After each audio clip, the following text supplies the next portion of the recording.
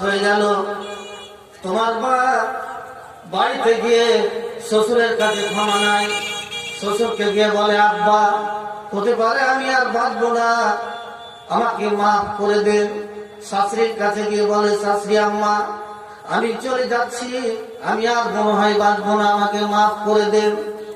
একান্তে বাড়ির সবাই কাছে মাপ নিয়ে একান্তে স্বামীটাকে ডেকে নিয়ে বলে, চাবির বোঝাটা স্বামীকে দিয়ে বলে, ও আমার স্বামী, হতে পারে তোমার সাথে আমার শেষ দেখা, আমাকে ভয় লাগছে, অনেক কষ্ট লাগছে, মনে হয় আমি আর বাঁচবো না। এই যে তোমার চাবি থাকলো, সংসার থাকলো, আমার ছেলে মেয়েকে দেখিও, যতগুলা বাচ্চা আছে তাদেরকে দেখিও, তোমার সাথে হতে পারে আমার আর দেখা হবে না। বিদায় নিয়ে চলে যায়, মুখ ফাটা কান্না, চিৎকার করে কানে, হায় রে কি এমন দৃশ্য আল্লাহ রাব্বুল আলামিন দিয়েছে। দুনিয়ার ভুক্তভোগী মা ছাড়া কেউ বলতে পারবে না কত কষ্ট।